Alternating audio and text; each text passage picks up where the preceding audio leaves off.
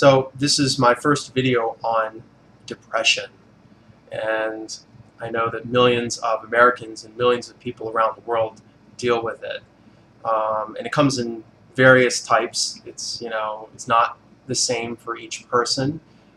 Each person has their unique form of it. Some people, they're just really tired all the time and they lack motivation and they oversleep, and life is just kind of very dreary and kind of hopeless. And then for other people, it's a more of a can't sleep at night, constantly bothered, very agitated, restless, having trouble dealing with interpersonal relationships, not perceiving the world clearly through a clear pair of glasses. And for me, my depression started sometime in the year 2000, and it got progressively worse towards the end of that year. And before I was put on antidepressant medication, I couldn't function or see anything clearly in my life, and I was very critical of other people and very critical of myself, and I just felt hopeless. And when I first tried medication, the first run around did not work. The next medication that I tried did work, and then I finally realized what it felt like to see the world in a different way. The medication isn't perfect, and I still have some days where I don't see the world clearly, but it's a lot better than it was. And I have some friends that have depression, but they have it in different forms, and some of them are doing better than others. But I wanted to record this video first and just talk about various treatments. So you have what are called the SSRIs, which stands for selective serotonin reuptake inhibitors. They're the standard line of antidepressants. And then you have what are called the SNRIs, which stands for serotonin norepinephrine reuptake inhibitors. And those tend to be a little bit more potent, a little more effective for people that don't benefit from an SSRI by itself. And then, of course, you have the MAOIs, which stands for monoamine oxidase inhibitors, and they tend to be the strongest of all the antidepressants when all others have failed. I've never been on an MAOI, but I've been on the SSRIs and SNRIs. And I've been on other things as well in combination with that to help boost its effectiveness.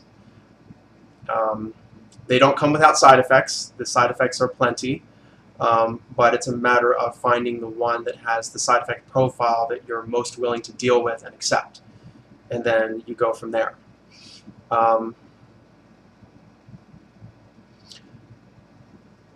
I still experience depression, though, like I said, but it's just not as bad as it was without the medicine. So, I can have a good life, I can have friends, I can do things, I can socialize on certain days of the week when I'm feeling my best, which is much better than my life was ever before being on the medicine. So, I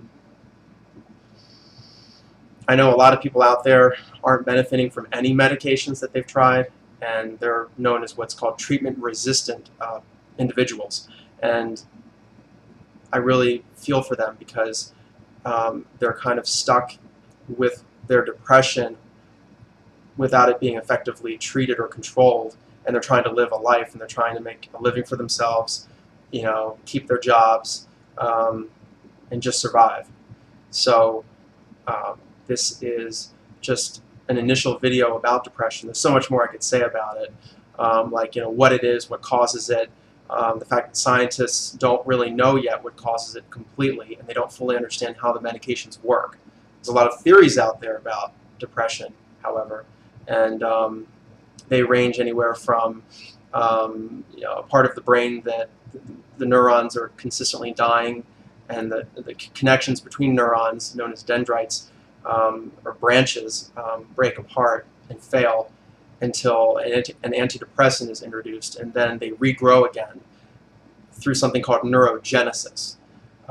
It's a very complex neurobabble term for the brain regrowing itself.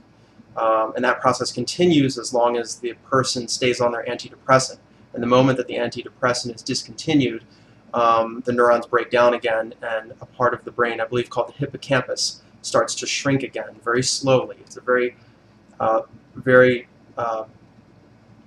small volume decrease in size, but it's significant enough that scientists have noted it, and it's starting to help us to understand depression to a degree. But there's still so many unanswered questions. And I'm always trying to learn more and read more, and there's so much information out there that it can be overwhelming. And sometimes it just gets kind of tedious, and then you want to stop reading and just kind of let the subject go for a while. But I would like to learn everything I can because it's important to me to have a good quality of life and to have hope that in the future better treatments will come out that have even less side effects, and so more people will be compliant and stay on their medication and have a better quality of life. So the purpose of all of my videos is quality of life. I'm going to make other videos also that aren't necessarily about depression, anxiety, or insomnia, but are about other issues that are important to me, like social issues or the like. So that's that.